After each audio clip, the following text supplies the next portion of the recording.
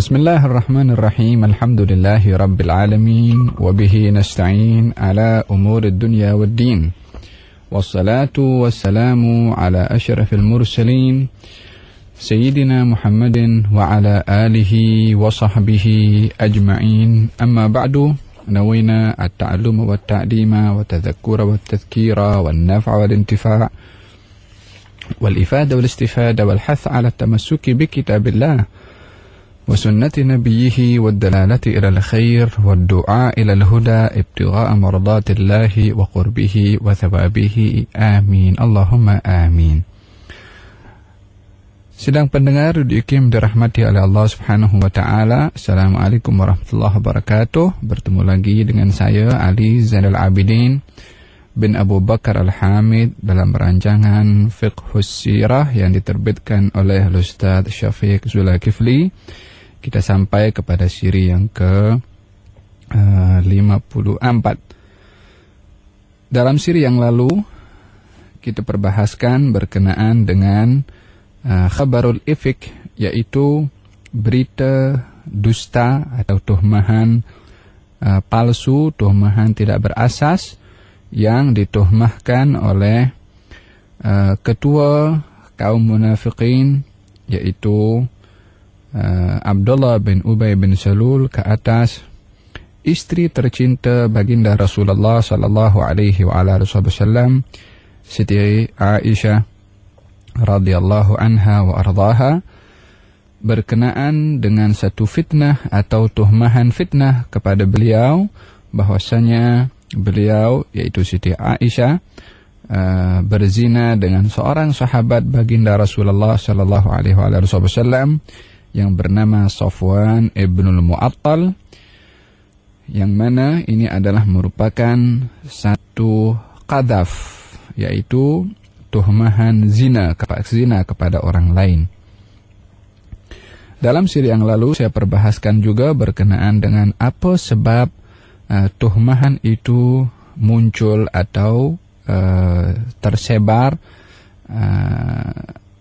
Saya ceritakan bagaimana bahwasanya sebab itu bermula daripada perasaan tentunya adalah benci dan perasaan permusuhan yang ada pada Abdullah bin Ubay bin Salul, yang kemudian membina tuhmahan itu dengan dasar prasangka.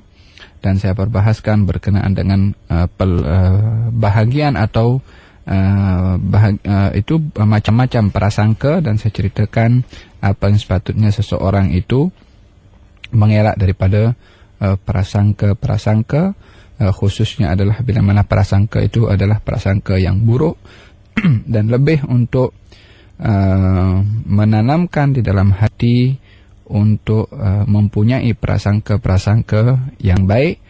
Dan saya ceritakan tentang hadis baginda Rasulullah sallallahu alaihi wasallam. Beliau bersabda, khaslatan, ada dua perkara, yang mana dua perkara itu adalah merupakan perbuatan yang amat baik, yaitu husnudzan billah wa husnudzan bi ibadillah, baik sangka kepada Allah dan baik sangka kepada hamba-hamba Allah Subhanahu wa taala. Pada kali ini kita ingin sambung kembali apa yang diceritakan oleh Siti Aisyah sendiri atas apa yang berlaku kepada beliau. Kata Siti Aisyah, ishtakaitu hina qaddimna al-Madinata syahran. Saya sakit selama 1 bulan setelah kembali daripada bermusafir bersama dengan Rasulullah sallallahu alaihi wa ala alihi wasallam. Siti Aisyah tidak mengetahui apa yang berlaku di kota Madinah akan tuhmahan yang menyentuh kepada marwah beliau dan juga marwah baginda Rasulullah sallallahu alaihi wa ala wasallam, karena status Siti Aisyah adalah istri kepada baginda Rasulullah. Apa saja yang membawa aib kepada istri, maka yang menanggung juga adalah suaminya, disebabkan oleh kerana istri itu adalah di bawah jagaan, naungan dan perlindungan suaminya. Maka dalam keadaan yang demikian, Siti Aisyah tidak mengetahui disebabkan oleh kerana bermula daripada daripada bermusafir bersama dengan Rasulullah, yang ketika bermusafir itu Siti Aisyah dituhmah berbuat zina dengan Safwan ibn Mu'attal. Siti Aisyah tidak mengetahui disebabkan terbaring di rumahnya kerana sakit. Kata Siti Aisyah mengatakan, saya tidak mengetahui daripada apa yang berlaku di luar sana, melainkan saya menampak pelik daripada apa yang saya tengok daripada Rasulullah sallallahu alaihi wasallam, yang biasa saya tengok kelembutan beliau bila mana berjumpa dengan saya, akan tetapi kali ini saya tidak nampak akan kelembutan itu. Baginda bila mana masuk bertanya, kaifatikum, bagaimana, yakni bertanya kepada keadaan Siti Aisyah, tapi nada pertanyaan, soalan atau ingin tahu keadaan sakit Siti Aisyah itu semakin pulih atau tidak, agak berbeza daripada kebiasaannya.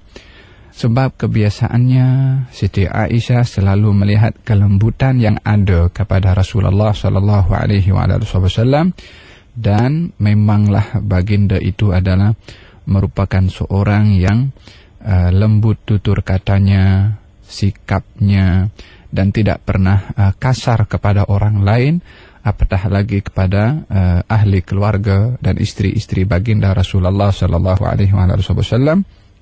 Walau kunta faddan ghalidhal qalbi lam faddu min hawlik fabima rahmatin minallahi linta lahum.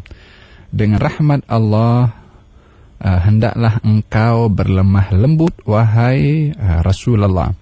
Walau kunta, kalau engkau wahai Rasulullah, faddan, kasar tutur katamu, ghalidhal qalbi, keras hatimu, lam faddu min hawlik, mereka itu akan lari menghindar daripadamu. Ayat ini adalah suruhan daripada Allah kepada baginda Rasulullah untuk bersikap lemah lembut dalam tutur katanya, sikapnya, termasuk juga hati baginda Rasulullah sallallahu alaihi wasallam. Maka merupakan ciri khas baginda Rasulullah adalah bersikap lemah lembut kepada sesiapa sahaja, termasuk orang yang menyakiti kepada baginda Rasulullah pun adalah disikapi dengan lemah lembut, hikmah dan juga bijaksana. Dalam hadis baginda Rasulullah sallallahu alaihi wasallam bersabda, maksud daripada hadis itu tidak dipergunakan kelembutan di hadapan kekasaran, melainkan kelembutan akan mengalahkan kekasaran itu. Dan tidak dipergunakan kekasaran itu, melainkan akan lebih mengkeruhkan masalah yang disikapi dengan kekasaran. Ini adalah merupakan konsep yang menjadi ciri khas sikap baginda Rasulullah sallallahu alaihi wa ala alihi wa sahbihi wasallam. Kelembutan yang ada kepada baginda Rasulullah, kepada ahli keluarganya, kepada istrinya, lebih-lebih lagi bila mana ahli keluarga baginda Rasulullah dalam keadaan sakit yang memerlukan kepada layanan yang lebih baik, baginda Rasulullah akan bersikap lebih baik, lebih lembut berbandingkan kebiasaannya. Akan tetapi pada kali itu ketika Siti Aisyah sedang berada dalam keadaan sakit, Siti Aisyah tidak melihat kelembutan yang biasa dinampak oleh Siti Aisyah daripada Rasulullah sallallahu alaihi wa ala alihi wasallam. Kelembutan itu yang tidak dinampak oleh Siti Aisyah disebabkan oleh kerana beban yang sedang dipikul oleh Nabi sallallahu alaihi wasallam, bukan oleh kerana Nabi mentuhmah ataupun Nabi berburuk sangka akan apa yang dituhmahkan kepada Siti Aisyah adalah benar berlaku kepada Siti Aisyah. Bukan seperti itu baginda Rasulullah. Seperti mana dalam cerita nanti yang akan diceritakan, bahwasanya baginda bersabda, saya tidak kenal kepada Siti Aisyah kecuali perkara-perkara yang baik saja, yakni yang ada selama hidup dengan Siti Aisyah, Nabi selalu nampak kebaikan yang ada pada Siti Aisyah radhiyallahu anha wa radhaha. Akan tetapi oleh kerana baginda sedang memikirkan tentang tuhmahan fitnah yang menyentuh keluarga beliau, marwah beliau, kehormatan beliau, itu yang menjadi beban kepada beliau, sehingga nampak kepada perilaku beliau, keluar masuknya beliau, tutur kata beliau tidak seperti biasanya, kerana beliau sedang memikul satu beban yang begitu besar dan begitu berat, yang sangat berat berbandingkan kepada cabaran-cabaran, dugaan-dugaan ataupun gangguan-gangguan yang dialami oleh beliau sebelum-sebelum ini. Sebab gangguan yang dihadapi oleh beliau sebelum ini adalah satu gangguan yang memang dijangka oleh beliau akan berlaku, seperti peperangan ataupun makian, kemudian kata-kata yang kasar daripada orang kepada beliau. Hal-hal seperti itu adalah perkara yang dijangka oleh baginda Rasulullah. Akan tetapi apa yang berlaku kali ini adalah menyentuh kepada kehormatan beliau, yang itu adalah merupakan satu hal yang sangat menjadi satu kebanggaan ataupun menjadi satu kehormatan kepada seseorang. Bila mana dinodai, maka adalah merupakan satu pukulan yang berat kepada orang tersebut. Lebih-lebih lagi bila mana orang itu menyandang ataupun berstatus sebagai seorang Rasul seperti Nabi Muhammad sallallahu alaihi wa ala alihi wa sahbihi wasallam. Maka kata Siti Aisyah, hanya saja saya nampak adanya kelainan daripada kelembutan yang biasa saya tengok daripada beliau, yakni daripada Nabi Muhammad sallallahu alaihi wasallam. Kata Siti Aisyah, sehingga pada satu ketika saya yang sudah mulai berada dalam keadaan membaik dan saya keluar bernama dengan Ummu Mistah. Saya berjalan dengan Ibu Mistah. Ibu Mistah ini adalah cousin atau sepupu dengan Sayyiduna Abu Bakrin As-Siddiq radhiyallahu anhu wa arda. Mistah adalah seorang sahabat yang nafkahnya ditanggung atau diberi oleh Sayyiduna Abu Bakrin As-Siddiq radhiyallahu anhu wa arda. Ummu Mistah ini ketika berjalan dengan Siti Aisyah untuk menemani Siti Aisyah akan satu hajat tertentu, tergelincir. Ketika itu secara tak sengaja terkeluar daripada mulut Ummu Mistah, Ta'isa Mistah, yakni celaka Mistah itu, yakni anaknya sendiri, celaka dia. Kalimat yang selalu dipergunakan oleh orang-orang Arab bila mana ingin meluahkan marah kepada orang lain. Kata Siti Aisyah mengatakan kepada Ibu Mistah, "Bi'sa ma qulti," perkara buruk yang telah kau katakan sebentar tadi. "Atasubbina rajulan qad syahida badran?" Adakah kamu memaki seorang yang dia hadir bersama dengan Rasulullah dalam peperangan Badar? yakni mereka yang hadir bersama dengan Rasulullah dalam peperangan Badar itu adalah satu sahabat yang mendapat keistimewaan tersendiri di sisi Allah dan juga di sisi baginda Rasulullah sallallahu alaihi wasallam. Saya ingat dalam siri-siri yang lalu saya ceritakan bagaimana kedudukan orang-orang yang bersama dengan Rasulullah dalam peperangan Badar. Baginda bersabda, wahai sekalian yang hadir dalam peperangan Badar, berbuatlah apa saja, sesungguhnya Allah sudah mengampunkan dosa kamu semua. yakni sebagai satu manqabah, satu kedudukan kemuliaan yang diberikan oleh Allah kepada mereka oleh kerana kejujuran mereka, kesungguhan mereka dalam membela dan melindungi serta berjuang demi Rasulullah sallallahu alaihi wasallam. Maka dengan demikian baginda Rasulullah ditanya oleh Jibril, ya Muhammad, apa yang kamu tengok atau yang kamu nilai daripada sahabat-sahabat kamu yang hadir bersama dengan kamu dalam peperangan Badar. Baginda bersabda, mereka adalah sahabat-sahabat terbaik. Kata Jibril, demikian juga para malaikat yang hadir bersama dengan kami dalam peperangan Badar, mereka pun juga adalah malaikat-malaikat terbaik berbandingkan kepada yang lain, yakni yang tidak hadir.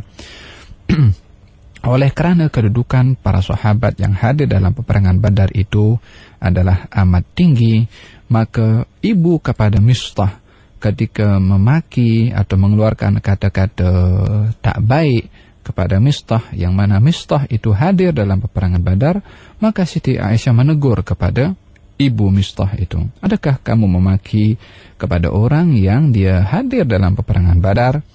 Ummu Mistah berkata, kamu tak dengarkah apa yang dikata olehnya? Kata Siti Aisyah, apa yang dikata oleh Mistah? Maka diceritakan oleh ibu Mistah kepada Siti Aisyah. Itulah kali pertama Siti Aisyah menyadari apa yang berlaku di luar sana. Kata Siti Aisyah, maka saya bertambah sakit daripada sakit yang sebelumnya. Yang sakit sebelumnya sudah mulai membaik sehingga dia boleh keluar untuk menunaikan satu hajat dan dapat ditemankan oleh Ibu Mistah. Ketika mendengar berita itu, maka semakin sakit Siti Aisyah. Wa bakaitu tilkal lailah, katanya, saya sepanjang malam saya menangis hatta asbahtu, sampai waktu pagi saya menangis. La yarqa'u li dam'un wala aktahil binaum, sepanjang malam tidak berhenti air mata saya dan tidaklah saya dapat tidur kerana mendengar tuhmahan yang begitu menyentuh kepada maruah kehormatan seorang wanita yang suci dan juga di bawah jagaan lindungan Nabi Muhammad sallallahu alaihi wasallam. Ketika itu baginda Rasulullah sallallahu alaihi wasallam bermusyawarah kepada para sahabatnya, apa yang patut saya buat ataupun menghadapi hal yang sedemikian. Sebahagian daripada mereka mengatakan, ya Rasulullah, kami tidak kenal tentang istrimu itu, yakni Siti Aisyah, kecuali hal-hal yang baik saja, yakni sebagai satu satu pandangan kalau tak mungkin tuhmahan itu adalah benar berlaku kepada Siti Aisyah. Ini grup yang pertama. Grup yang kedua mengatakan, wahai Rasulullah, sesungguhnya Allah tidak menyempitkan untukmu akan seseorang yang boleh engkau nikahi selain Siti Aisyah. Akan tetapi tanyalah kepada, yakni sebagai satu pandangan, jangan terlalu engkau terbebani dengan apa yang berlaku. Jangan sampai engkau, wahai Rasulullah, tertekan dengan apa yang berlaku. Kalau engkau nak menceraikan, maka Allah membuka ruang kepada engkau untuk menikah dengan yang lain. Akan tetapi tanya kepada pembantu Siti Aisyah yang bernama Barirah, tanya kepada dia, dan apakah pandangan Barirah itu yang sentiasa menemani kepada Siti Aisyah untuk dapat mengetahui bagaimanakah sikap Siti Aisyah ketika tidak bersama dengan Rasulullah sallallahu alaihi wasallam, ketika berjauhan daripada pandangan Rasulullah sallallahu alaihi wasallam, yang mana yang tahu tentang Siti Aisyah ketika ketiadaan baginda Rasulullah adalah seorang wanita yang sentiasa bersama dengan Siti Aisyah, yaitu Al-Jariyah, pembantu Siti Aisyah yang bernama Barirah. Ketika ditanya oleh baginda Rasulullah kepada pembantu Siti Aisyah, dia menjawab, saya tidak pernah melihat perkara kecuali yang baik saja kepada Siti Aisyah radhiyallahu anha wa ardhaha. Pandangan yang kedua daripada sahabat ini mengatakan, tanya kepada pembantu Siti Aisyah, dia pasti akan berkata jujur dan itulah berita yang benar. Ketika ditanya, maka Barirah mengatakan, saya tahu tentang Siti Aisyah adalah perkara-perkara yang baik, yakni tak ada perkara yang tak baik dibuat oleh Sayyidah Aisyah ketika dalam ketiadaan baginda Rasulullah sallallahu alaihi wa ala alihi wasallam. Baginda Rasulullah bermusyawarah dengan beberapa para sahabat sebagai satu sikap akan bahwasanya beliau itu adalah Rasul, pada masa yang sama adalah beliau adalah manusia yang mempunyai perasaan, yang mempunyai beban, yang mempunyai tanggung jawab, merasa apa yang dirasa oleh manusia yang lain. Perkara-perkara yang menjadi tekanan kepada manusia, perkara itu boleh juga terjadi kepada Rasulullah sallallahu alaihi wasallam. Sehingga baginda dalam hal ini tidak mengambil satu sikap untuk memutuskan apa yang sedang berlaku dengan langsung keputusan itu diambil oleh baginda Rasulullah, disebabkan oleh kerana apa yang menjadi keputusan kepada beliau itu akan menjadi satu sumber wahyu, sementara dalam hal ini baginda tidak akan bertindak kepada satu hukum yang berkaitan dengan wahyu kecuali ada wahyu dari Allah Subhanahu wa taala.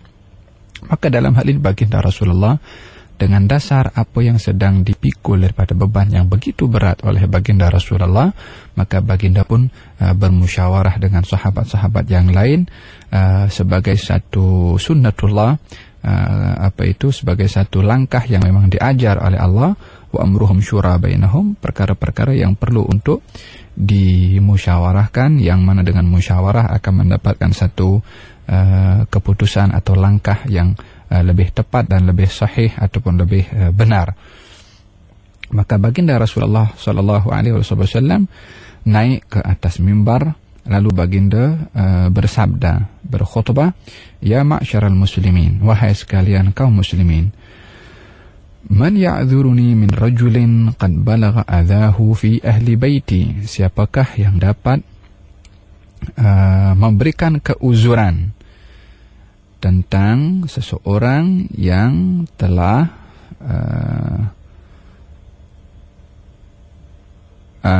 siapakah di antara kamu yang dapat memberikan keuzuran tentang apa yang sampai atau yang terjadi daripada tuhmahan, yang tuhmahan itu adalah mengganggu ahli keluarga aku atau menyentuh kepada marwah ahli keluarga aku. Fawallahi, demi Allah, ma'alimtu an ahli illa khairan, saya tak tahu tentang keluarga saya itu, yakni Siti Aisyah, kecuali yang baik saja saya tahu tentang beliau. Yakni baginda ingin memberitahukan, saya tak pernah nampak perkara yang mencurigakan kepada saya, tak pernah nampak perkara yang tak baik daripada beliau, selalu saya nampak baik daripada beliau, yakni daripada Siti Aisyah radhiyallahu anha wa ardhaha. Siapa yang boleh membela aku untuk menjaga atau menepis ataupun membersihkan daripada tuhmahan yang dituhmahkan kepada ahli keluarga aku? Siapa yang boleh? Walaqad dzakaru rajulan, orang yang mentuhmah itu pun mentuhmah seorang lelaki yang saya juga tahu tentang lelaki itu adalah perkara yang baik juga, yaitu Safwan ibn al-Mu'attal, orang yang dituhmah berzina dengan Siti Aisyah. Maka seorang sahabat bernama Sa'ad ibn Mu'adz daripada golongan Ansar, daripada Aus. Sa'ad ibn Mu'adz terus berdiri. Ana a'dzuraka ya Rasulullah, saya akan mencukupkan engkau wahai Rasulullah daripada orang yang mengganggu, mentuhmah, menodai marwah engkau. Aku akan ambil tindakan wahai Rasulullah, aku yang akan menghukum kepada dia wahai Rasulullah. Kalau orang yang mengganggu engkau itu mentuhmah ahli keluargamu daripada golongan bangsa kami, dari kaum kami golongan Aus, kami akan penggal kepalanya. Tapi kalau daripada golongan Khazraj, engkau suruh kami penggal kepalanya, aku akan penggal kepala orang itu, kata Sa'ad ibn Mu'adz. Yakni merespon cepat kepada apa yang sedang mengganggu, membebani dan juga menjadi menjadi satu hal yang menekan perasaan baginda Rasulullah sallallahu alaihi wasallam, maka Sa'ad bin Mu'adz ingin membela agar supaya Nabi tak terbebani lagi dengan apa yang sedang dihadapi oleh baginda Rasulullah. Aku akan tunaikan ya Rasulullah, aku akan lindungi dan akan tunaikan apa saja yang kau suruh. Maka ketika Sa'ad bin Mu'adz mengatakan demikian di hadapan Rasulullah, di hadapan para sahabat, salah seorang sahabat daripada Khazraj berdiri juga mengatakan, kalau orang yang mengganggu Rasulullah itu adalah daripada golongan Khazraj, engkau tak berhak untuk memenggal kepalanya, yakni sebagai satu respon daripada bangsa kami. Macam mana engkau nak menghukum daripada bangsa kami? Biarkan kami yang menghukumnya. Sampai suasana pada waktu itu agak bising antara golongan Aus dan juga golongan daripada Khazraj di hadapan baginda Rasulullah sallallahu alaihi wa ala alihi wa sahbihi wasallam. Maka Nabi pun pada akhirnya menenangkan keadaan dan mendiamkan mereka secara keseluruhan. Hadirin sedang pendengar Radio IKIM dirahmati oleh Allah Subhanahu wa taala. Daripada apa yang dikisahkan tadi adalah menceritakan bagaimana keseriusan fitnah itu yang begitu berat membebani kepada Rasulullah, sehingga baginda Rasulullah pun menanggung beban yang begitu berat dan menekan kepada perasaan baginda Rasulullah sallallahu alaihi wasallam, sehingga baginda bermusyawarah dan berkhutbah dan lain sebagainya. Maka setelah didiamkan oleh baginda Rasulullah, baginda Rasulullah masuk ke rumah Siti Aisyah, yakni di rumah Sayyidina Abu Bakar, yang kebetulan pada waktu itu Siti Aisyah berada di rumah Sayyidina Abu Bakar As-Siddiq. Siti Aisyah yang tak henti-henti menangis, bermula daripada beliau mengetahui apa tuhmahan yang dilemparkan kepada beliau. Kata Siti Aisyah, kedua orang tua saya menyangka bahwasanya tangisan saya itu macam sudah membelah hati saya, yakni satu ungkapan yang begitu ungkapan yang begitu perasaan yang sakit, yang terlalu dalam, sehingga dikatakan oleh Siti Aisyah demikian. Ibu dan ayah Siti Aisyah tak tertahankan melihat keadaan Siti Aisyah radhiyallahu anha wa ardhaha. Baginda Rasulullah ketika masuk ke rumah Siti Aisyah, dan lebih kurang pada waktu itu hampir 1 bulan fitnah ini berlaku, dan belum turun lagi wahyu dari Allah Subhanahu wa taala untuk membuktikan kesahihan atau batilnya atau tidak benarnya fitnah yang sedang berlaku. Baginda sebagai seorang nabi, sebagai seorang rasul, pada masa yang sama sebagai seorang manusia, dan sebagai seorang suami kepada Siti Aisyah, adalah memikul 2 tanggung jawab. Tanggung jawab sebagai suami yang mana istrinya dituhmah, tanggung jawab sebagai nabi dan rasul yang mana beliau tidak boleh untuk berucap kecuali ucapan beliau itu berdasarkan dengan wahyu, karena apa yang akan dikatakan akan menjadi sumber wahyu bagi sahabat dan juga bagi umat sepanjang zaman. Maka beliau pun memikul 2 beban yang begitu berat, beban sebagai seorang suami dan beban sebagai seorang rasul yang mesti tindakannya itu adalah benar sesuai dengan panduan daripada Allah Subhanahu wa taala. Sedang pendengar Radio IKIM dirahmati oleh Allah Subhanahu wa taala, ketika baginda masuk ke rumah Siti Aisyah setelah sebulan perkara itu berlaku, baginda Rasulullah kemudian mengucap 2 kalimat syahadat dan juga menyampaikan satu nasihat ataupun khutbah kepada Siti Aisyah dengan mengatakan, "Wahai Aisyah, sesungguhnya telah sampai kepada aku berita tentang engkau begini dan begitu. Kalau memang engkau bersih daripada tuhmahan itu, pastinya Allah Subhanahu wa taala akan membersihkan namamu. Tapi bila mana engkau berbuat seperti apa yang dituhmahkan kepada engkau, maka mintalah kepada Allah Subhanahu wa taala ampun dan bertaubatlah kamu kepada Allah. Kata Siti Aisyah, setelah baginda berkhutbah demikian, Siti Aisyah membersihkan air matanya, sehingga kata Siti Aisyah, saya tidak lagi merasa adanya air mata lagi yang boleh menitis daripada mata saya. Faqultu li abi, saya kata kepada ayah saya, ajib anni ya Rasulullah, jawablah